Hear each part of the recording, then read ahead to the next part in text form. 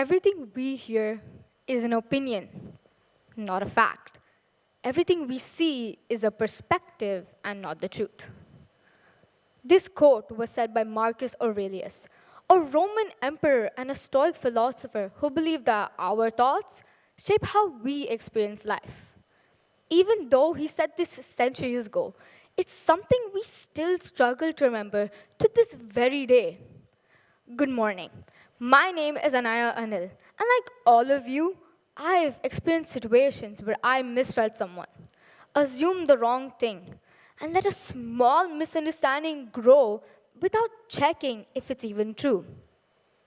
Think about it. How many times have you decided that someone was upset with you just because of their tone? How many times have you decided that someone didn't care just because they didn't reach out?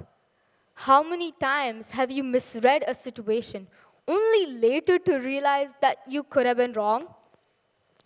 I remember one evening when my father and I went to church to donate some money. Before my dad could even speak, the man at the counter looked up and said, "If you need money, the office is closed. Come back tomorrow." My dad calmly replied, "No, we came to donate."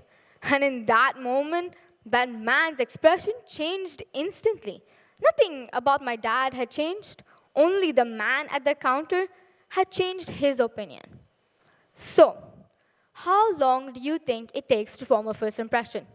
Maybe 10 minutes, maybe 15, or at least an hour. Well, research has shown that we form first impressions in less than 7 seconds. In these moments, our brain looks for quick ways to make sense of what's happening. And psychologists call these as schemas. It's often used to understand people and situations, and it's shaped by our past experiences, culture, media, and unconscious stereotypes. Once a schema forms, the confirmation bias can take over. The tendency to notice and trust information that confirms what we already believe in while ignoring evidence that contradicts it. In simple terms, once our mind decides a story about someone, it tends to stick, even when reality shows a completely different picture. Let's look at an example. Imagine a couple where one person is outgoing and staying active, while the other prefer quiet nights at home. People would assume that they're completely incompatible.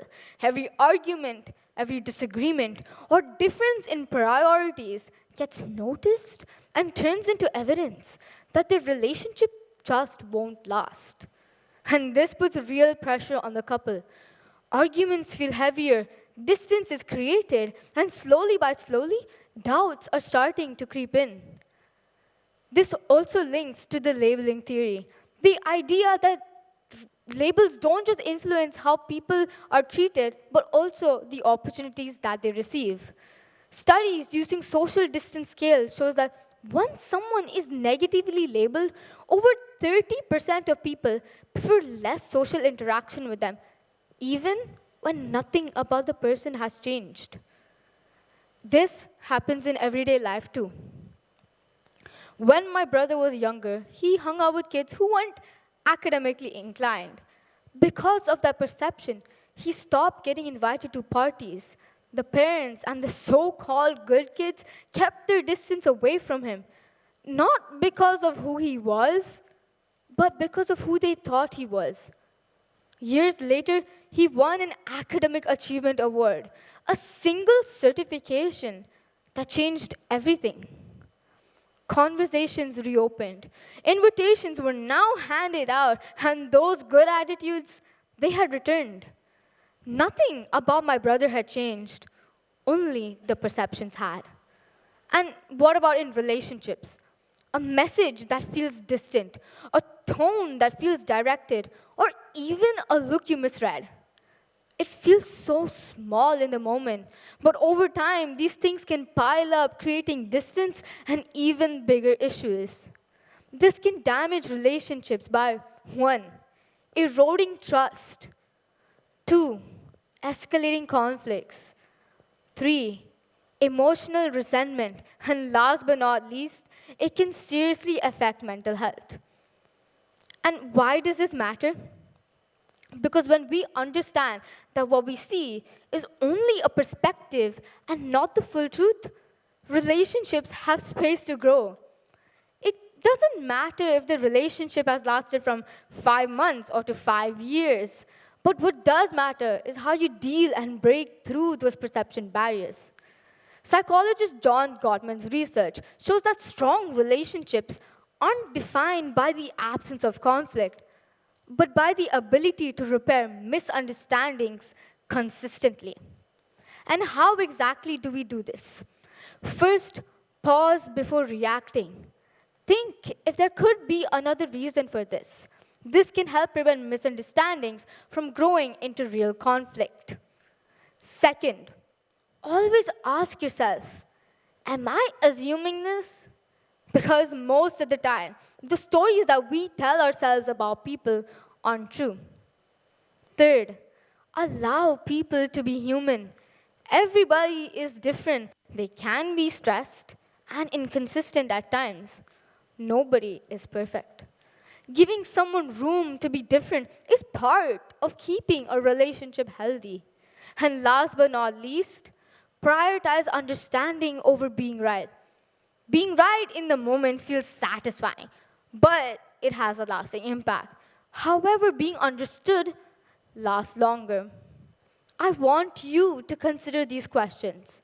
What stories am I telling about the people around me? What assumption have I never questioned?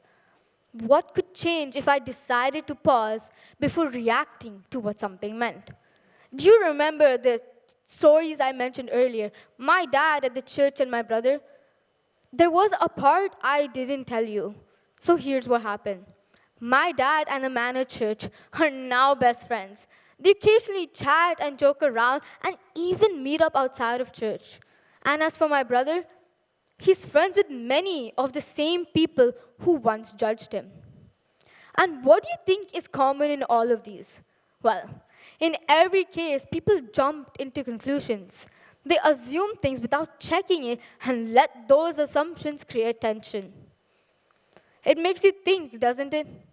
How many times could we have done the same thing?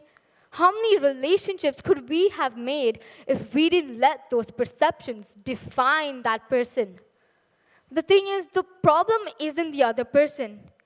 It's the story our mind creates about them before we actually know the full truth. I would like to leave you with one final thought. The most powerful way to strengthen a relationship isn't to change the other person, but it's to question the lens through which we see them. Thank you.